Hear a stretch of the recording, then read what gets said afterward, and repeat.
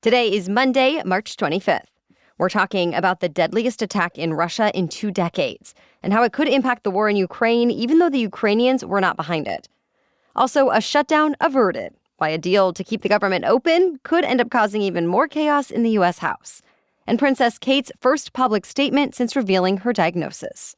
Plus, blizzard conditions are in the forecast for several states today. A new deal could bring former President Trump a multi-billion-dollar windfall. And we'll break down your chances of winning one of the massive lottery jackpots now up for grabs. Those stories and more news to know next. Welcome to The Newsworthy. All the day's news in around 10 minutes. Fast, fair, fun, and on the go. I'm Erica Mandy. Thanks so much for being here. You ready? Let's do this. Russia is now in mourning in the aftermath of its worst terror attack in 20 years. 137 people were killed, including 3 children, when gunmen opened fire at a suburban Moscow concert venue. Another 182 were hurt, most critically. The Islamic State, also known as ISIS, claimed responsibility for this attack while releasing a graphic video of it.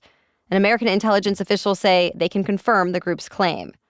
Russia has apparently been a top ISIS target for a while, since Russia was an ally of Syria's government in the war against ISIS, among other things. In fact, the Biden administration says it shared information with Russia earlier this month about a planned terror attack and issued a public warning to Americans in Russia. 4 men from Tajikistan were in court yesterday facing formal terrorism charges for the attack. 7 other people are in Russian custody suspected of being involved.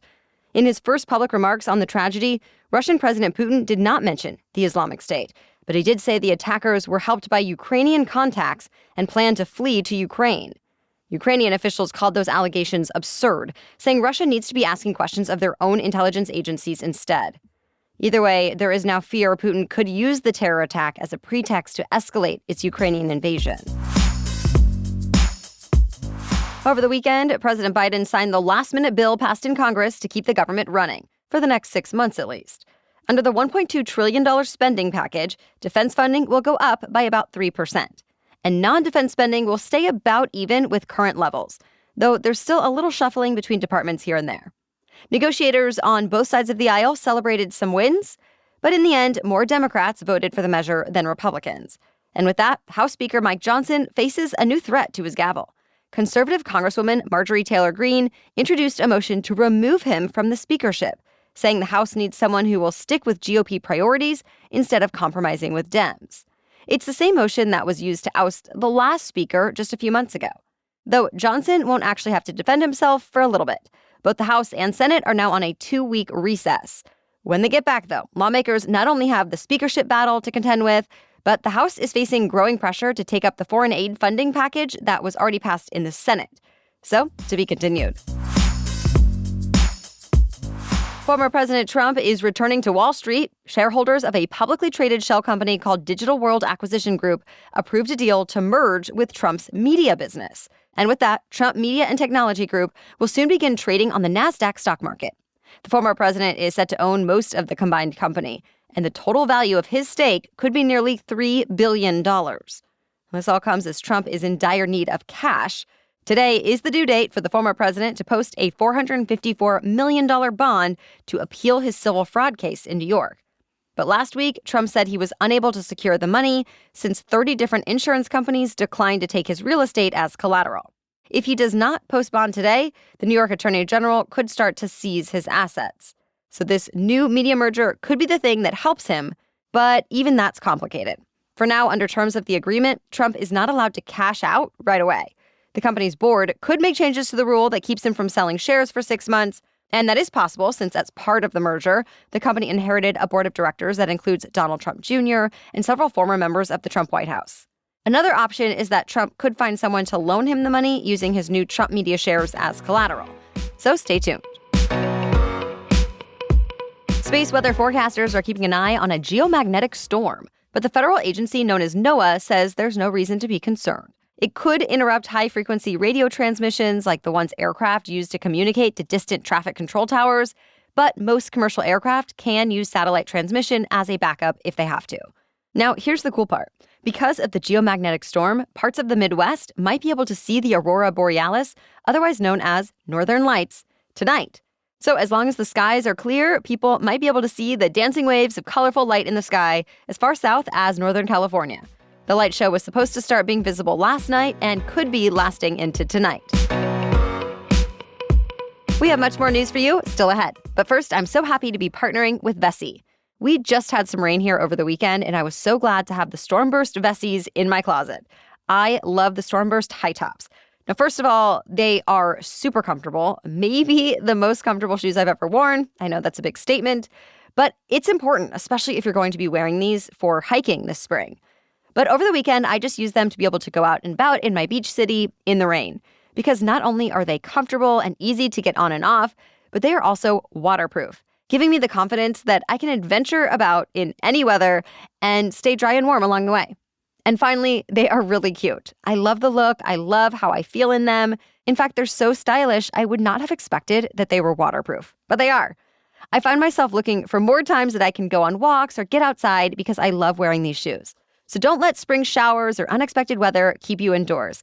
Equip yourself with Vessi's versatile shoes at vessi.com/newsworthy for shoes that combine waterproof protection with urban elegance. Start your journey with Vessi and get an automatic 15% off your first order at checkout. Go to Vessi, VESSI, vessi.com/newsworthy. Now back to the news. Winter weather alerts are now in effect for nearly 1,400 miles of the United States. 6 to 12 inches of snow are expected from northwest Kansas to Michigan, with some areas facing up to 2 feet. For some cities, this one storm could bring just as much snow as they've had all winter. Plus, some areas will see wind gusts as high as 60 miles an hour, so there's blizzard warnings in effect from Colorado to South Dakota. And with that, people have been told to expect difficult travel conditions and possible power outages. The storm has already started and could last through tomorrow morning. By the way, parts of New England are still cleaning up from the last round of heavy snow. Over the weekend, parts of New Hampshire, Vermont, and Maine got more than 2 feet of snow. Messages of support are pouring in for Britain's Princess Kate, who announced she's been diagnosed with cancer. The cancer was apparently discovered after an abdominal surgery in January. In a newly released video message, she said the diagnosis was a huge shock, and she's now going through chemotherapy. In a statement from Buckingham Palace, King Charles, who was facing his own cancer battle, said he was proud of his daughter-in-law for her courage in speaking as she did. Prince Harry and Meghan also said they wished for health and healing for Kate and her family. Britain's Prime Minister's statement said the princess has the love and support of the whole country. President Biden said he was praying for her full recovery. And those are just a few messages shared over the weekend. In response, a spokesperson for Kensington Palace said Prince William and Princess Kate are both extremely moved by the public's warmth and support, and reiterated that the prince and the princess will be keeping their lives private for a while as they navigate the next steps. The FAA says it's stepping up its oversight of United Airlines. It comes in response to a string of nearly a dozen incidents on flights this month, all involving Boeing jets. The FAA is going to evaluate the company's facilities, manuals, and more. And it says some of United's future plans, like new routes, might be put on hold depending on what comes up. United says it is cooperating and has some plans of its own, like an extra day of pilot training in a couple of months. It's also making changes to training for newly hired mechanics. As you know, the FAA has already tightened oversight of Boeing to hopefully shore up any problems on planes before they get to the airlines. In the face of all of these high-profile problems, we wanted to know if flying is still safe. So we got a former FAA investigator's take on all of this, and you can listen to that special edition Saturday episode. It should be right after today's episode in your podcast app. The first person to have his brain implanted with a Neurolink chip has made history once again. He became the first person to post on X using only his thoughts. Earlier, Neurolink live-streamed an update showing the man playing video games and online chess using just his mind. And he went into more detail on an hour-long video posted on Friday. The patient explained that he simply imagines the cursor moving where he wants it to go, and it follows. He got into an accident that left him quadriplegic in 2016, so these are huge steps for him. The man does acknowledge there's still work to be done to refine the technology, but plans to keep working with the Neuralink team to help work out all the kinks. Neuralink says its long-term goals are to help patients restore mobility, communicate without typing, and more. This weekend, nostalgia seemed to bring a lot of people out to the movie theaters. The latest Ghostbusters sequel, Frozen Empire, easily topped the box office in its debut weekend. This one features the new generation of Ghostbusters, including Paul Rudd, as well as the original team played by Bill Murray, Dan Aykroyd, and more. It did well, but not amazing, with just over $45 million in domestic ticket sales. After the new Ghostbusters movie, even more sequels topped the box office. Dune Part 2 claimed the number 2 spot in its 4th weekend, and Kung Fu Panda 4 fell to 3rd place in its 3rd weekend. This coming weekend is expected to be bigger when Godzilla Kong: The New Empire opens in wide release. Today marks the start of the Hindu festival Holi, also known as the Festival of Colors.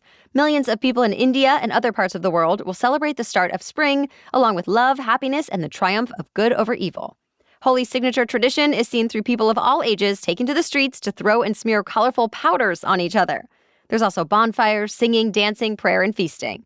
The festival has Hindu roots, but really anyone can take part, no matter their religion, caste, or political affiliation.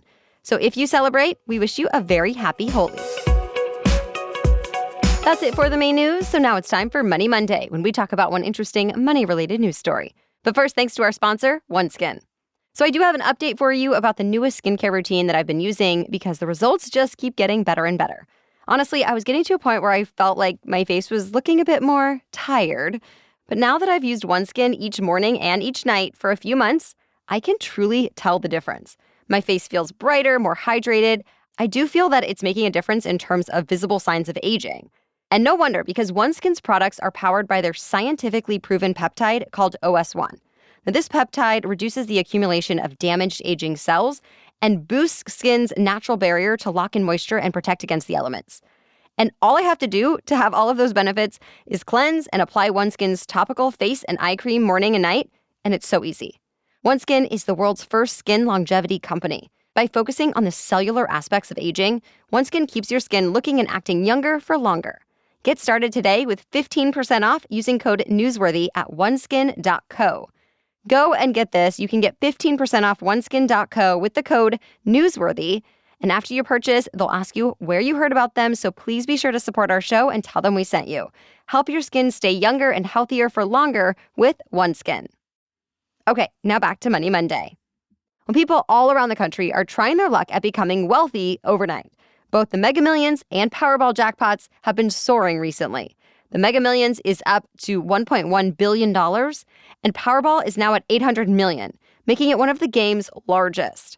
Both Powerball and Mega Millions made some changes to the games years ago that made it a bit tougher to win jackpots, which causes the jackpots to grow larger and tends to bring more attention and therefore ticket sales to each drawing.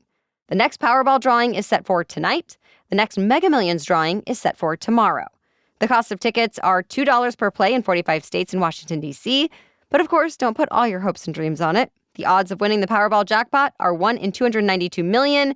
The chances are even worse for Mega Millions at 1 in 303 million. Or in other words, you have a greater chance of winning an Oscar or being hit by a meteorite. It's actually hard to find things you are not more likely to do than win the lottery. But it can still be fun to play. So if you have a ticket or plan on getting one, good luck. All right, thank you so much for listening today and for sharing the show. We'll be back tomorrow with more news to know. For now, have a great day.